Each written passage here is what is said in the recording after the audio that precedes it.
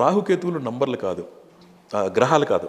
రాహుకేతువులు గ్రహాలు కాదు, అవి ఓన్లీ ఇమాజినరీ పాయింట్స్. ఇప్పుడు మీరు ఒక వాలీబాల్ని తిప్పారనుకోండి, అది ఒక యాక్సిస్ మీద తిరుగుతూ ఉంటుంది కదా, అట్లా అని చెప్పి అక్కడ యాక్సిస్ లేదు, కానీ యాక్సిస్ యొక్క ఇంపార్టెన్స్ ఉంది.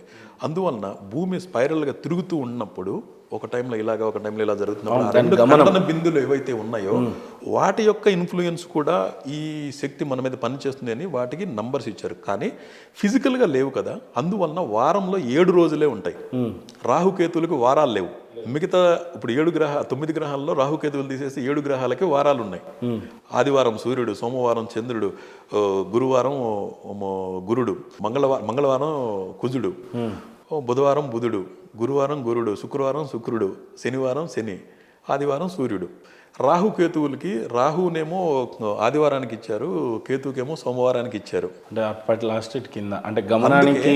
అందుకే వారంలో మాత్రం 7 రోజులు ఉంటాయి, నంబర్లు మాత్రం 9 ఎందుకు ఉంటాయి అంటే 9 గ్రహాలకు 9 నెంబర్లు ఉన్నాయి, అందుకని 9 వారాలు లేవు.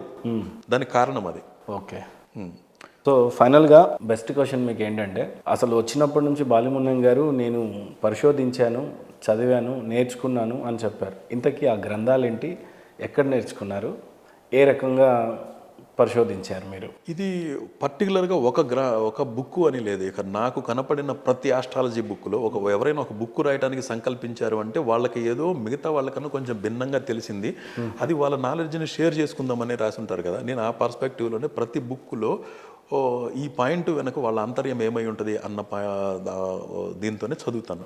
అలా నాకు దొరికిన చిన్న పుస్తకం అని పెద్ద పుస్తకం ఏం లేదు, ప్రతిదీ నాకు ఒక పాయింట్ ఒకరు చెప్పినారు అంటే దాంట్లో నిజం ఎంత ఉంది, నేను ప్రాక్టికల్గా అప్లై చేసుకున్న తర్వాత అది పని చేస్తుంది, ఆల్రెడీ నా దగ్గర ఉన్న డేటాతో నేను చెక్ చేసుకుంటా ఉంటాను. ఒక పాయింట్ ఉందనుకోండి, అందులో వేటి గురించి అయినా ప్రాముఖ్యంగా చెప్పాలి అని అంటే ఇప్పుడు శార్వరి అని ఒక ఆయన పామిస్ట్రీలో రాశారు, వాళ్ళు అత్యంత ప్రామాణికంగా తెలుగులో ఉన్నది శార్వరి అని ఆయన రాశారు. తర్వాత జాతక ఫల నారాయణీయము అని చెప్పేసి పడ్డాది వీర్రా సిద్ధాంతి అని ఒక బుక్ రాస్తున్నారు, అది చాలా ఇన్ఫర్మేషన్ ఉంది దాంట్లో. అట్లాగా ప్రతి బుక్లోనూ ఉంటుంది. అట్లాగే కీరో రాసిన న్యూమరాలజీ కానివ్వండి, పామిస్ట్రీకి సంబంధించిన దాంట్లో ఆయన అత్యంత ప్రామాణికంగా ఉంటారు. సో అట్లా పర్టికులర్గా ఈ బుక్ అని కాదు, నేను కొన్ని 100 బుక్సే వాటిలో చదివాను. ఇందులో ఒక బుక్ అని నాకు పర్టికులర్గా గుర్తులేదు. అందులో నుంచి ప్రతి దాంట్లో నుంచి ఒక కొత్త పాయింట్ ఇది ఇంట్రెస్టింగ్ అనిపిస్తే నా దగ్గర ఉన్న డేటాతో అది మ్యాచ్ అవుతుందా లేదా చెక్ చేసుకుంటాను. ఆ పాయింట్ పనిచేస్తుంది అనుకుంటే దాన్ని దీర్ఘమైన ప్రయాణం అని చెప్పొచ్చు. 25 ఇయర్స్ అంటే చదివింది నిజం. ఎల్కేజీలో ఏ టెక్స్ట్ బుక్లో ఏ ఆన్సర్ ఉందని మనం చెప్పలేం, టెక్స్ట్ బుక్ పేరు చెప్పలేము. తెలుగు, హిందీ, ఇంగ్లీష్ అయితే చెప్పగలం. ఆ పాయింట్కి బలం ఉంది అంటే దాన్ని గట్టిగా హోల్డ్ చేసుకున్నాను. అట్లా ఒక్కొక్క పాయింట్ని హోల్డ్ చేసుకుంటూ వచ్చాను. సార్, కెరియర్లోనే బిగ్గెస్ట్ టైం మీ ఏజ్ని అంటే కంప్లీట్గా ఒక యవ్వనాన్ని, ఒక యంగ్ లైఫ్ని 25 ఇయర్స్ అంటే పూర్తిగా కేటాయించినటువంటి మీ టైం ఒకవైపు, తర్వాత కెరియర్లో పీక్స్, బిజినెస్లోకి పోవాలన్నా ఎటు పోవాలన్నా పోకుండా మొత్తం మీ టైం, మీ బ్రెయిన్, మీ కంప్లీట్గా మీ లైఫ్నే దీనికి పెట్టేశారు. ఫైనల్గా మీరు చదివినటువంటి ఈ శాస్త్రాలు కావచ్చు, ఈ బుక్స్ కావచ్చు, ఈ జ్ఞానం అంతా కూడా కావచ్చు పెట్టుకొని మీ జీవిత ఆశయం ఏంటంటే మీరు ఏం చెప్తారు? సో నేను ఈ జర్నీని చాలా ఎంజాయ్ చేశాను. ఇందులో ఈ కొత్త పాయింట్లు తెలుసుకోవటం, వాటిని నా దగ్గర ఉన్న డేటాతో కంపేర్ చేసుకుంటా ఒక్కొక్క పాయింట్ తెలుస్తున్నప్పుడు నాకు ఒక్కొక్క డైమండ్ దొరికినట్టుగా ఆనందపడేవాడిని. ఇప్పుడు నా జీవితంలో ఏదైనా ఈరోజు కొత్తగా ఏదైనా ఒక పాయింట్ తెలుసుకోలేదంటే దాన్ని అన్ప్రొడక్టివ్ డేట్గా తీసుకునేవాడిని తప్ప, డబ్బులు సంపాదించడమో లేకపోతే జీవితంలో సక్సెస్ అంటే నా దృష్టిలో నా సబ్జెక్ట్లో కొత్త పాయింట్లు తెలుసుకుంటూ వస్తే అది నాకు ఎన్రిచ్ అయ్యాను అంటే నేను చాలా రిచ్ అవుతున్నాను అని ఫీల్ అవుతాను. అది ఆ జర్నీ అనేది ఇప్పటివరకు నాకు చాలా హ్యాపీనెస్ ఇచ్చింది. తర్వాత మీరు అడిగిన క్వశ్చన్ జీవిత ఆశయం ఏంటి అంటే, ఇప్పుడు నేను నేర్చుకున్న సబ్జెక్ట్ ఏదైతే ఉందో అది ఎంత గొప్పదో దాన్ని అవసరంలో ఉన్న వాళ్ళకి చెప్తూ ఉండాలి. ఇంకొకటి, నేను నేర్చుకునే నాలెడ్జ్ని కనుక ఇప్పుడు ఇందాక మీకు చెప్పినట్టు ఆ డైట్కి సంబంధించిన ఇన్ఫర్మేషన్ అంతా ఎవరో వాళ్ళ పేర్లు కూడా ఇప్పుడు మనకు తెలియదు, కానీ ఫాలో అవుతుంది. కానీ ప్రపంచానికి వాళ్ళ నాలెడ్జ్ని అందించారు కదా. అట్లాగా నేను మన గొప్ప ఋషుల దగ్గర నుంచి ఎంతోమంది వాళ్ళ జీవితంలో ఒక్కొక్క పాయింట్ని సబ్జెక్ట్ యాడ్ చేసుకుంటూ వచ్చి ఇంత దూరం తీసుకొచ్చారు కదా. ఇందులో నేను నేర్చుకునే నా అనుభవాల్లో నుంచి నాకు అనిపించిన కొన్ని మంచి పాయింట్లు ఉన్నాయి. వాటిని కూడా ఆ నాలెడ్జ్ని అందరికీ షేర్ చేసి అది కనుక వాళ్ళ జీవితాన్ని మెరుగుపరచుకోవడానికి ఉపయోగపడితే అది హ్యాపీ నా మీరు కంట్రిబ్యూషన్. ఒక చోట దీన్ని స్టోర్ చేయాల్సిందే ఖచ్చితంగా. 25 years ఒక పర్సన్ ఇవ్వడం అంటే దాన్ని ఒక బుక్ రూపంలో కానివ్వండి, వీడియోల రూపంలో కానివ్వండి, ఈ నాలెడ్జ్ని షేర్ చేసుకోవాలని అనుకుంటున్నాను. అంటే ఈ నాలెడ్జ్ ఒక రైతుకి ఎలా ఉపయోగపడాలి, సపోజ్ ఇప్పుడు ఒక రైతుకి ఈ నాలెడ్జ్, న్యూమరాలజీ నాలెడ్జ్ ఎలా ఉపయోగపడాలన్నారు అనుకోండి. ఇందాక నేను ఆల్రెడీ ఏ నెంబర్కి ఏది మిత్ర సంఖ్య ఏది శత్రు సంఖ్య చెప్పాను కదా.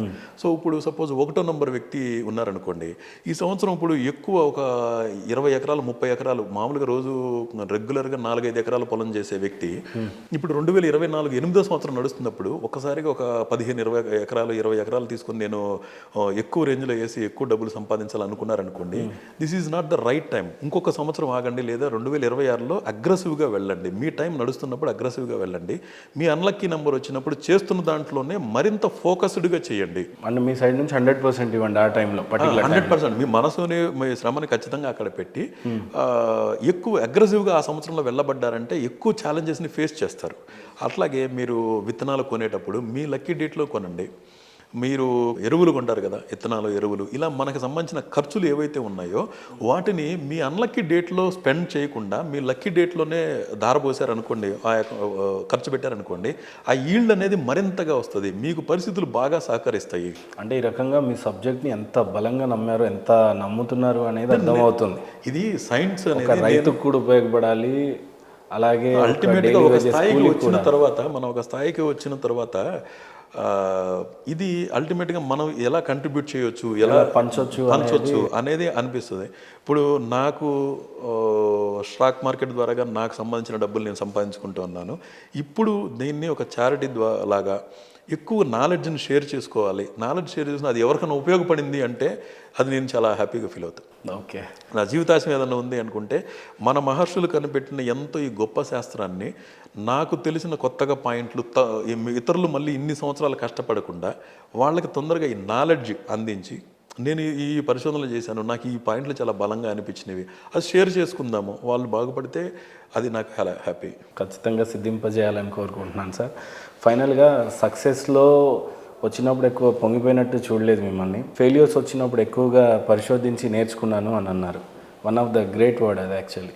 మీ దృష్టిలో సంబంధించినంత వరకు సక్సెస్ అంటే ఏంటి, ఫెయిల్యూర్ అంటే ఏంటి, ఫైనల్గా ఏం చెప్తారు? What is success, what is failure? Success అంటే మనం హ్యాపీగా ఉండటమే సక్సెస్ అండి. నాకు ఆనందాన్ని ఇచ్చేదే సక్సెస్. అందులో నేను అదృష్టవంతునిగా ఏం ఫీల్ అవుతానంటే, మన పరిమితులు ఏంటి, ధర్మం ఏది, అధర్మం ఏది, నువ్వు ఎంతవరకు ఉండాలి, నువ్వు ఇంకొకటికి అన్యాయం చేయకుండా బతకటాన్నే అదృష్టంగా ఫీల్ అయ్యే మనసుని నాకు ఇచ్చాడు. అది నేను చాలా, అంటే అది తల్లిదండ్రులు నేర్పిన సంస్కారం కావచ్చు, నా చుట్టూ ఉన్న మనుషులు, ఫ్రెండ్స్ వాళ్ళ వలన ఏర్పడింది కావచ్చు, నాకు రైట్ వేలో ఆలోచించే ఇది వచ్చింది. సో ఐఎమ్ బ్లెస్డ్ అనుకుంటాను. ఇంకా ఇందులో ఇక్కడ మనం లాస్ అయ్యేది ఏమీ లేదు. ఇది ఫెయిల్యూర్ అనేది ఏది దాన్ని నేను తీసుకొని, యాక్చువల్గా మీకు ఎన్రిచ్ అవ్వాలి, మీరు ముందుకు వెళ్ళాలి అంటే, స్ట్రెంగ్తెన్ అవ్వాలి అంటే మీరు ఫెయిల్యూర్స్ని చూస్తేనే అవుతుంది. సో మనం ఏదైనా ఒకటి నేర్చుకోవాలనుకుంటున్నప్పుడు దాంట్లో సిన్సియర్గా కష్టపడతా ఫెయిల్యూర్స్ని కరెక్ట్గా అనాలిసిస్ చేసుకున్నాం అనుకోండి, హిపోక్రసీ లేకుండా, అది ఖచ్చితంగా ఫెయిల్యూర్ అనేది మనల్ని బాగా ఎన్రిచ్ చేసే తీసుకెళ్తుంది ముందుకి. కాబట్టి ఇందులో ఫెయిల్యూర్ అంటే బ్యాడ్, సక్సెస్ అంటే గుడ్ ఏం లేదు. అసలు జర్నీ ఏదైనా ఎలా వచ్చినా దాన్ని హ్యాపీగా తీసుకుంటాను. ఓకే, ఇవాళ వచ్చి ఒకళ్ళు మనల్ని తిట్టెళ్ళారు, ఓకే ఇవాళ భగవంతుడు ఇలా రాశాడు మనల్ని, ఎందుకు తిట్టెళ్ళాడు, దాంట్లో నేను ఎక్కడ తప్పు చేశాను, దాన్ని మార్చుకోవడానికి పని చేయొచ్చు. అది ఒక every day is a progressive అంతే. ఏది లభించినా అది అదృష్టమే, జరిగేదంతా మంచిగా అనుకోవటమే. అదే గొప్ప ఉత్తమమైన మార్గము. ఆర్ట్ ఆఫ్ లివింగ్ అంటే అదే అనే నాకు ఇప్పుడు అనిపిస్తూ ఉంది. అంటే try for the highest, prepare for the lowest. మీరు మీ బెస్ట్ ట్రై చేయండి, మీకు ఎంత కృషి చేయగలుగుతారో అంత చేయండి. బట్ ఏది రాదు నెగటివ్గా ప్రిపేర్ అయ్యి ఉండండి, మధ్యలో వచ్చింది ఏదైనా బోనసే. ఫైనల్గా చెప్పాలంటే ఋషులు ఇచ్చినటువంటి జ్ఞాన సంపద అది చాలా గొప్పది అన్నారు. ఒక్కొక్కరు ఎన్రిచ్ చేసుకుంటూ వచ్చారు, ఎన్హాన్స్ చేసుకుంటూ వచ్చారు. మీరు చేసిన చిట్టిది కూడా అక్కడ స్టోర్ చేయాలనేది మీ ఆశయం చాలా గొప్పగా అనిపించింది. అది పుస్తక రూపంలో కానీ వీడియో రూపంలో రావాలని మీరు కోరుకున్నటువంటి మీ కోరికగా అది ఖచ్చితంగా సిద్ధింపజేయాలని, చాలా చిన్నోడిని అయినా మీ ముందు ఖచ్చితంగా భగవంతుడు అవన్నీ సిద్ధింపజేయాలని మనస్ఫూర్తిగా కోరుకుంటూ thank you so much for coming sir. ఫైనల్గా మా సిగ్నేచర్ స్టూడియో మోటో జై జవాన్ జై కిసాన్ అని మీరు 3 సార్లు అంటే I close my interview. So జై జవాన్ జై కిసాన్, జై జవాన్ జై కిసాన్, జై జవాన్ జై కిసాన్, జై హింద్ సార్. నేను కూడా రైతు బిడ్డనే. Thank you so much. It was wonderful interview sir. వ్యవసాయం చేయడం అంటే అది ఒక ఋష్యత్వం. ఋషుల నుంచి వచ్చిన వాళ్ళమే. Thank you so much sir. Thank you so much.